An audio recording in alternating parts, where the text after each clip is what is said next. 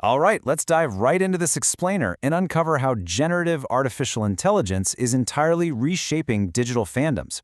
We are looking at a profound structural shift right now on platforms like YouTube, where traditional human-led research is being totally replaced by high-frequency, automated content pipelines. Here's how it happens. You're scrolling and you click on what looks like a totally normal nostalgic cartoon theory slide, like this "What if Patrick never made SpongeBob" thumbnail, and boom, you progressively uncover these layers of weird anomalies and automated slop. What looks like a fun, nostalgic deep dive into a beloved childhood show is actually a highly optimized machine designed purely to capture algorithmic attention. So here's how we're going to break down our digital detective investigation today. 1. What is SpongeTruths? 2. Called out for AI. 3. Example AI videos. 4. Using ChatGPT for scripts. 5. Spreading misinformation. And finally, 6. Should they be banned? Let's get into it. Chapter 1. What is SpongeTruths? The rise of algorithmic fandom. We got to start with SpongeTruths. This is a massive channel operating in the cartoon nostalgia market. And we're talking big numbers, over 146,000 subscribers, more than 32 million cumulative views. But notice that channel creation date highlighted here, March 12, 2007. Now, they only recently started pumping out this AI content, so that 2007 date strongly suggests an older, dead channel was purchased just to exploit established algorithmic authority and bypass initial platform restrictions. It's actually a super common strategy among these coordinated automation networks. Chapter 2. Called out for AI. Uncovering the automation. Well, it didn't take long for the facade to crack. Media-literate fans are sharp, and they quickly noticed early iterations of SpongeTruths relied heavily on text-to-speech engines. Seriously, the channel cycled through at least 3 totally distinct AI voiceovers since it started. These voices produced a highly stilted speech cadence and unnatural pitch profiles that sounded exactly like preteens. It instantly alienated viewers who recognized the robotic delivery for exactly what it was. This table really brilliantly illustrates how the whole landscape is divided right now. If we contrast traditional human commentary, which relies on manual research and a real, authentic host, with fully automated channels using AI scripts and synthesizers, there's a massive gap in quality. But SpongeTruths didn't stay fully automated.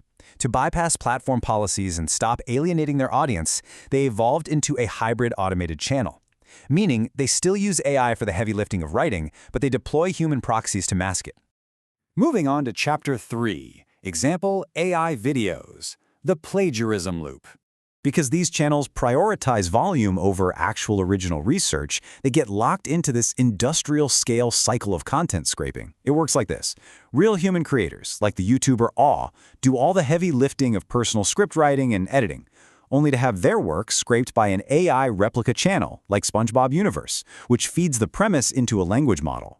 Then, SpongeTruths enters the loop, scrapes the replica channel, and runs it through yet another layer of AI paraphrasing. The end result? A heavily degraded, low-quality regurgitation that completely lacks the critical depth of the original, but still siphons views and ad revenue away from the actual human creator. Furthermore, you can literally see the quality drop in their AI-generated visual assets. A closer look reveals severe and frankly hilarious visual pathologies.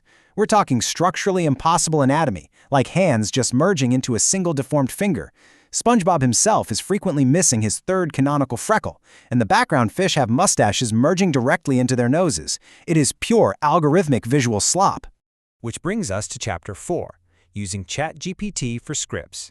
The illusion of a human writer. Okay, so the visuals are a mess, but what about the actual writing? Predictably poorly. Media-literate viewers have identified highly repetitive linguistic patterns that are absolute dead giveaways that the script was generated by a language model like ChatGPT. We see symmetrical sentence structures that constantly introduce a negative premise followed by a list of adjectives. Plus, there's this massive over-reliance on cliched conversational anchors designed to simulate human reflection. Phrases like, "and honestly," or "this isn't just X, it's Y." Trust me, once you hear those structures, you simply cannot unhear them. To hide this robotic paint-by-numbers writing, the operators transition to the hybrid model we mentioned earlier. They literally pay professional voice actors, like Jim Hannemeyer, a certified audiobook narrator found on platforms like Upwork, to deliver the text.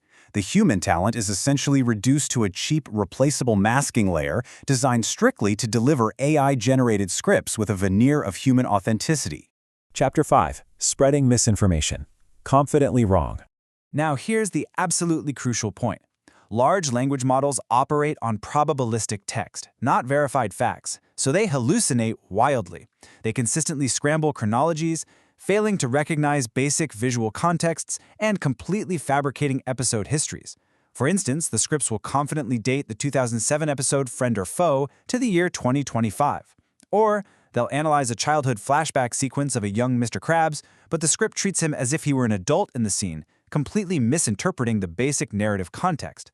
It also ignores basic show logic, resulting in some total factual absurdities.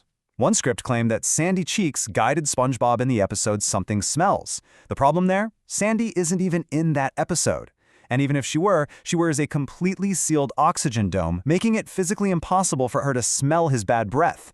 Other automated theories on the channel suggest SpongeBob's mom had an affair with a yellow sponge to explain his square shape, a theory totally scraped from Reddit that ignores the show's own established biology.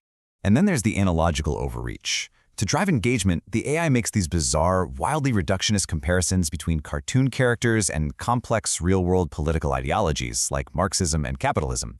In one deeply weird instance from a sister channel, the AI compared financial trading on predictive death markets and drone strikes to an episode where characters drink Squidward's ink.